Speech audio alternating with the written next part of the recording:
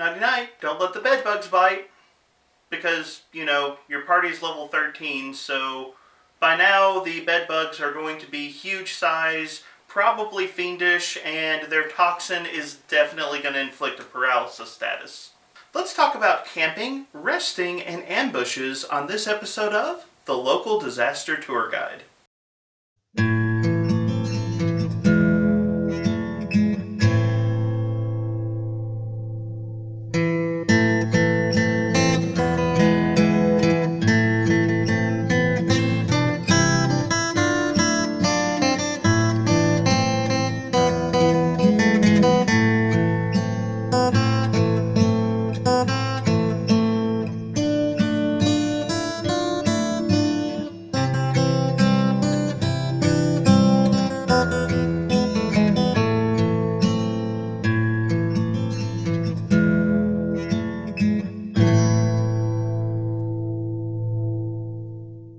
Hello travelers and tourists, my name is Mark and I am the local disaster tour guide.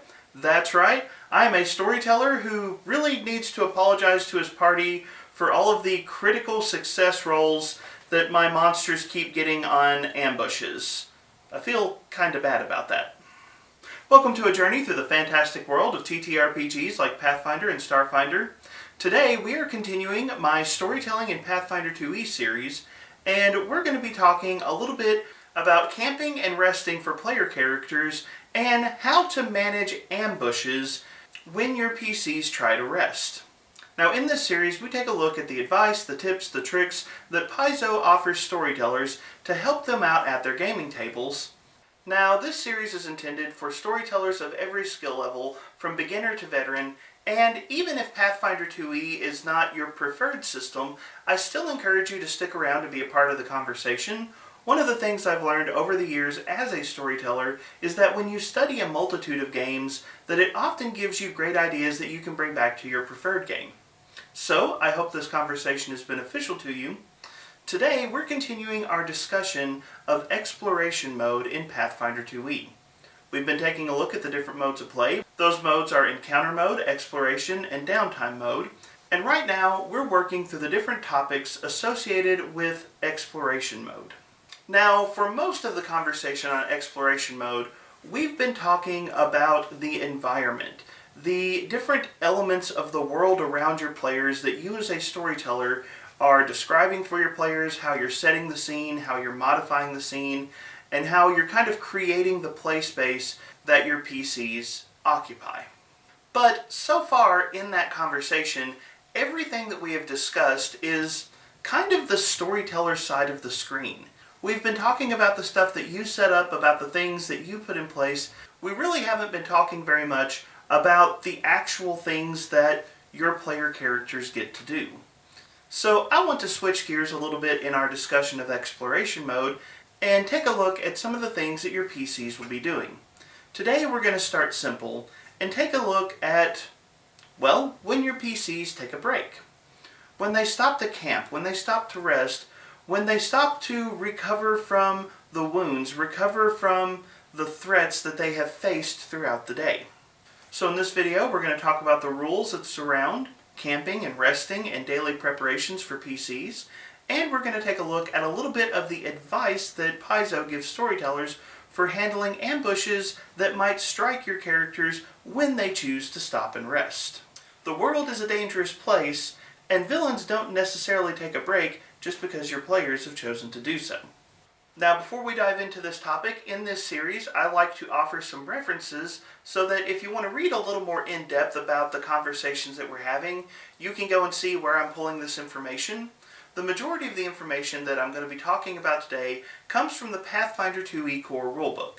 You can find some information on resting and camping on page 480 in the Playing the Game chapter, and on pages 499 to 500 in the Game Mastery section. These sections talk about rest, the benefits of resting, how often your players should rest, and give you a mechanical insight into what rest means. They also talk a little bit about the daily preparations that adventurers make each day before continuing on their quests. And there's even a helpful table, Table 10.3, Watches and Rest, in the Game Mastery section that gives you a handy breakdown of exactly how long it takes players to get a full night's rest and still keep adequate watches throughout the night. The main skill that your players will probably need for camping and resting, at least during their adventures, is the survival skill, which is detailed on page 252 of the Pathfinder 2e core rulebook. Although in some instances characters might be able to use lore skills as well, such as a character who has a particularly relevant terrain lore skill that could be used in place of survival at your discretion as a storyteller. Taking a look at the Game Mastery Guide, there's not a lot of specific content on camping and resting, but there is a section on hexploration, which can be found starting on page 170. Now, when we get into subsystems, I plan on doing at least one, if not two, videos on the subject of hexploration, but I will say there is some useful content in that section that you might want to reference, especially tables 3.7 and 3.8, which can be helpful if you're trying to determine whether or not random encounters should happen when your players stop to rest. But those are just some references you can look up. Let's get started.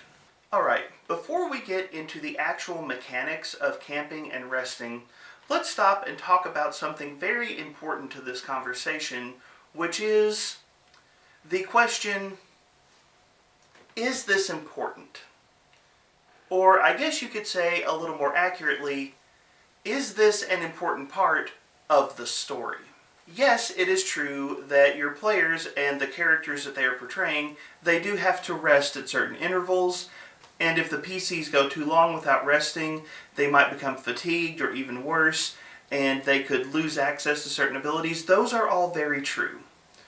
But before we get into the actual mechanics of resting, of camping, one of the questions you really need to stop and ask is, in portraying camping and resting and setting up watches and these different aspects of exploration mode play, are the characters doing something important to the story? Is there something narratively significant happening here?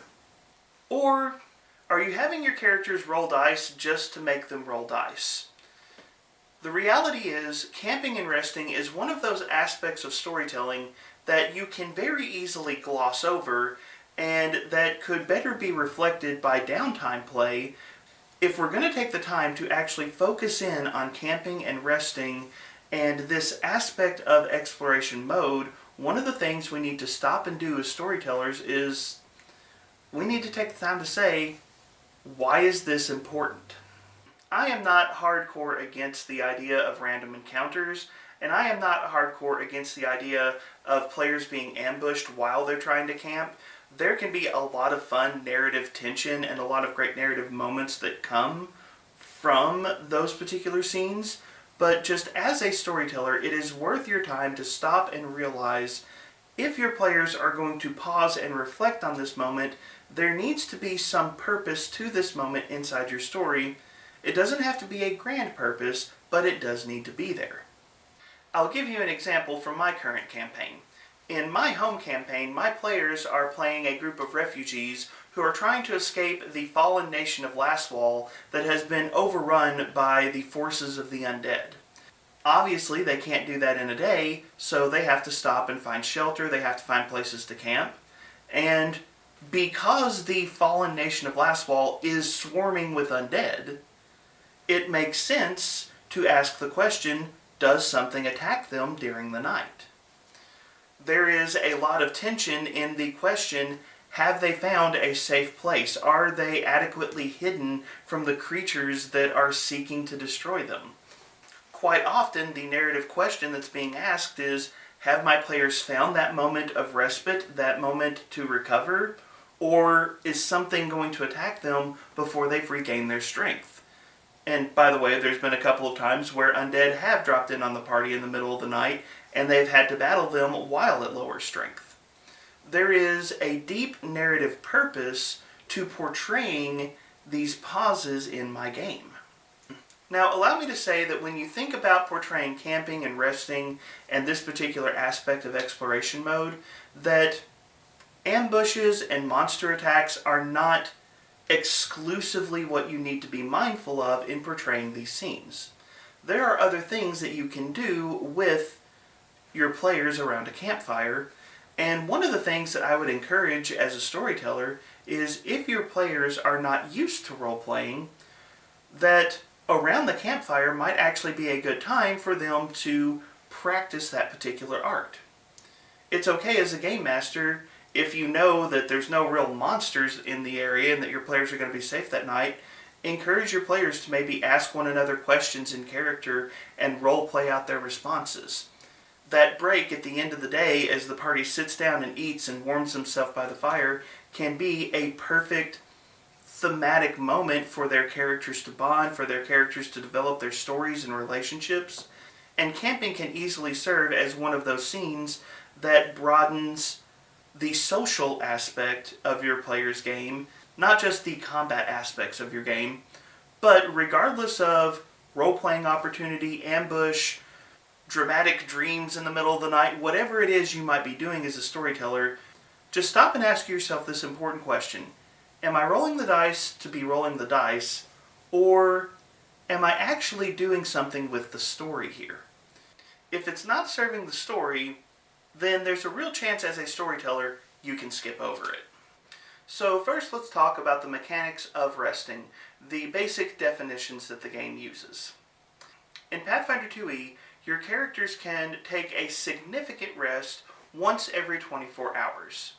That rest needs to last for 8 hours, but those 8 hours do not need to be consecutive. So if your characters are camping and they get about 4 hours of sleep and then they get attacked in the middle of the night, they can engage in combat, fight the creatures, and then go back to bed, rest for an additional 4 hours, and at the end of that 8 hours combined, they have successfully completed their rest. Now, it is worth noting that rest can take longer, especially in a camping scenario, if your players have set up a watch, so the total rest time may take more than 8 hours total, but a character needs to get that 8 hours of rest once every 24 hours. By the way, the table that I mentioned earlier, table 10.3 in the Pathfinder 2e core rulebook, is the watches and rest table, which gives you a very quick summary for how long the period of rest actually is, based on how many creatures are in the party and each creature participating in that watch. Now, a quick note about that table assumes that only one person in a party is keeping watch at a given time, so you may need to adjust which line of the table you're looking at if characters want to double up on their watches. My players usually have 2 people per watch, and so when I'm referencing that table, I have to assume that there are fewer watches total during the night. But that's a pretty quick and easy shorthand that you can reference for determining exactly how long it takes for characters to rest. Another thing worth noting is that characters that take too long before resting will gain the fatigued condition, and they are not able to recover from the fatigued condition until they get at least 6 hours worth of rest. Now, the core rulebook says characters will gain the fatigued condition if they go more than 16 hours without resting, and it just gives kind of that hard line, this is exactly how long your characters can go. And from our previous videos on the environment, that can be modified by hot weather, cold weather, things like that. One thing I would note here as a storyteller, this is a house rule that you might want to consider, but it could be worthwhile, is if your characters are in a race against the clock, if they're trying to get to a certain location by a certain time, you might allow characters to roll fortitude saves or will saves to push themselves past that 16-hour limit before becoming fatigued, or you could just allow them to continue but force them to take the fatigued condition. There's some narrative options there. The baseline rule is they become fatigued at 16 hours. However, as a storyteller, I think this is something you could play around with if you wanted to. Still, when your characters are ready to rest, in most cases, you should probably just allow them to find a spot fairly easily. Depending on the environment, if they are in extreme locations or if there's extreme weather going on, you might call for a survival check at a trained or expert DC to allow your characters to find suitable shelter for the evening. And for me as a game master, one of the things I do, I will often allow one player to also attempt a stealth check, kind of based on the environment, if the party wants to hide their camp from potential observers. Again, that's kind of a house rule thing, but it's something you might consider. From there, as a game master, you can largely assume a lot of the basics. Your characters make a fire and cook some food, they set up their bedrolls, they establish a watch. One of the things that I do as a storyteller is I just set a default watch up on this board, and every time my players camp, if it's relevant, then the watches are already assigned. Anything you can do as a storyteller to kind of move swiftly through those basics of setting up camp, I encourage you to do. There is one thing that is not spelled out in the rules, at least that I have found, but this is a good place to note it. Setting up camp is usually a good time to also track rations. When your characters set up camp, they consume their rations for the day and erase them from their character sheet. The actual mechanics of rest are pretty straightforward. Once the rest is completed, your players will heal an amount of damage. That amount is equal to their con modifier times their level, and their con modifier is treated as a minimum of 1 if for some reason it is below 1. Those poor elves. Also, once the rest is completed, they can remove the fatigued condition, and if they have the drained or doomed condition, that condition lowers by 1, possibly removing the condition entirely. The core rulebook also notes that once a rest is completed, other conditions might be removed, depending on the triggers and the stated parameters of the other conditions, but that will typically be spelled out in whatever effects your party is under. Finally, once your players have completed their rest, they are now ready to make daily preparations. This is an important distinction.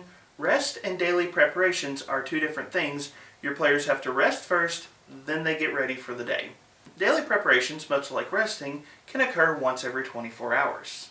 This is fairly straightforward as well. Your characters will spend approximately 30 minutes. You can adjust this up or down depending on the circumstances. But your spellcasters in that time will prepare their spells for the day, and characters will also regain focus points up to the maximum focus point total for their character. Finally, they will equip any gear that they're going to use for the day, and if they are investing any magical items, they invest magical items during daily preparations. For most characters, that would be up to the normal maximum of 10. So daily preparations are pretty straightforward. There is one important thing to note. The regaining spell slots portion of daily preparations can only be done once per day.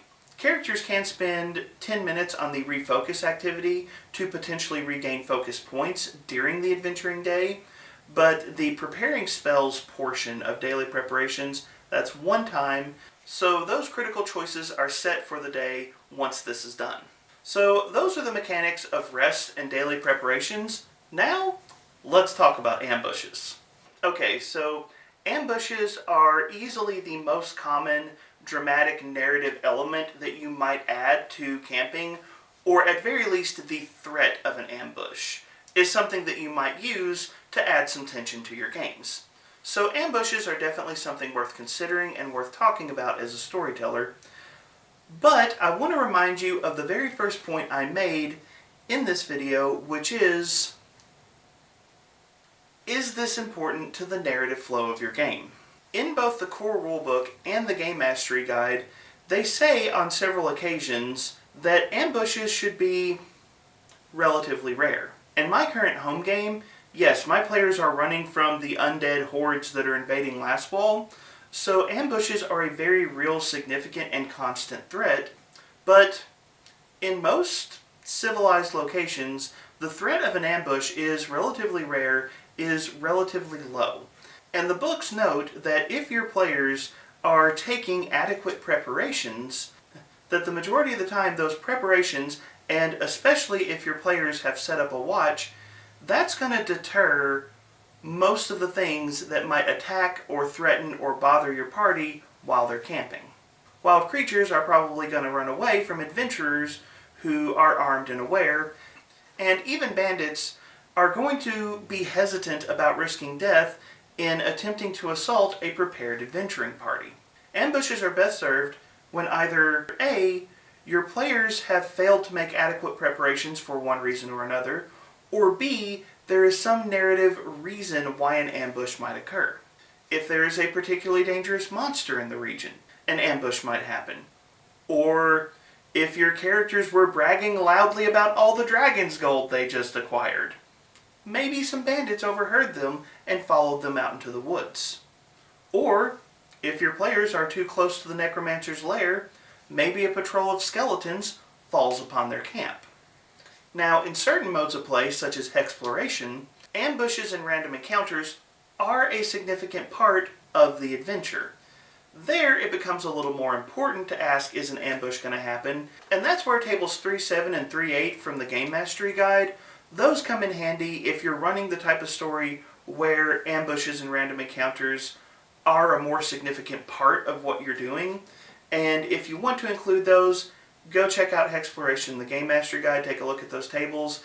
They will give you some flat check DCs you can roll. They actually have a random chance of a creature, a friendly encounter, or a dangerous encounter. So they offer some variety along those lines. But those are some good resources for the types of games that do make more use of these types of encounters. However, assuming that you do want to use ambushes, or that you have rolled for an ambush to occur, the next thing you want to do is determine when the ambush happens. The easiest thing to do is randomly roll to see who's on watch when the ambush occurs. Don't roll separately for each watch, but rather just see which watch gets the bad luck draw, if you will. When the encounter begins, all characters will roll initiative. Sleeping characters roll their perception for initiative, but because they are effectively unconscious, they have a -4 penalty to their perception for that initiative check. It's also worth noting that when that perception-based initiative check is rolled, that characters do not necessarily automatically wake up. In other words, a character may be in the initiative count, but they are not necessarily active on the count. They're just in the count for determining when they might wake up or when they might do something. The core rulebook and the GMG don't offer any specific advice for determining if characters wake up or if they don't wake up. Me personally, I think the easiest way to handle this is if the creatures do not attempt to sneak up on the party, if they just openly assault the camp, everyone should wake up normally whenever they pop up in initiative. If the creatures try to sneak up on the camp, if they're using stealth, I would have the creatures roll a stealth check, and if the creatures succeed or critically succeed, then any character that is asleep should stay asleep even once initiative is rolled, and then once their turn comes up in initiative, you can let them make perception checks based on the action around them to determine if they wake up and join the fight. Another thing you can do, and this is actually something I enjoy doing, is when the character rolls perception for initiative, they do wake up, but they don't know what's going on. More than a few times I've had my players shoot up in bed with a nervous sweat or their hair standing up on end, and the sense that something is wrong, but they don't know where it is or what it is, and they have to use seek actions, or they have to make split-second decisions. My character does this, my character grabs that, my character shouts out to a friend, because they feel like something's going on, but they don't know what's coming. Again, that's not rules as written, but that might be a fun thing you can throw out as a storyteller if characters are asleep when an ambush comes their way. Regardless of if a character wakes up when initiative is rolled or after initiative is rolled, once they wake up, they still might not know what is going on, so be prepared to call for seek actions or possibly particular skill checks for a character to try to figure out what's happening around them, because do bear in mind that they are literally jumping awake and responding in that daze, that confusion that happens when somebody wakes up. From there, ambushes basically resolve like any other combat. You might want to remind characters of things like if they're asleep, they're not wearing armor and they don't have that item bonus to their defense. And they might have to spend a certain number of actions grabbing their weapons or grabbing certain supplies that they need to respond to the threats around them. That mad scramble can really add to the tension of the scene, but basically from there you are playing out a combat scene normally. The enemies just have the joy of catching your characters on their back feet. But now let's ask the question, how do we actually set up random encounters? One of my complaints for Pathfinder 2e is they don't really have good random encounter tables. So I'll show you what I do, but if you have other ideas, feel free to throw them in the comments. What I do is I make use of a random assortment of bestiary cards. I have the bestiary battle cards for bestiaries 1, 2, and 3, as well as the NPC cards as well. And what I do is I just have a random selection of cards that are on or around my party's level. And if my characters do get a random encounter, I will typically blind shuffle or pull out one that I think is appropriate to where my players happen to be. Now, the last thing that I want to say on the subject of random encounters and ambushes is maybe this is just my gaming group, but I have noticed that a lot of the monsters in my game roll critical successes on ambushing my players. It has genuinely happened a lot, and it has put my players in a lot of bad scenarios. I don't know if my dice are just being extra mean, but it does kind of add to that sense that I get from the core rulebook where they say, don't use ambushes too often, use them narratively, use them purposefully, but don't just throw them out every single opportunity you get. But those are my thoughts. Let me turn the conversation over to you. What are your thoughts on camping, rests, and ambushes? Are there any important notes that I left out, or do you have any specific questions about this topic? Leave your thoughts in the comments down below. If you enjoyed this video, be sure to like it and share it, subscribe to the channel. You can check out my free Discord or my Patreon page, both of which are linked in the video description. Thank you so much for being here and being a part of the conversation. Have a wonderful day.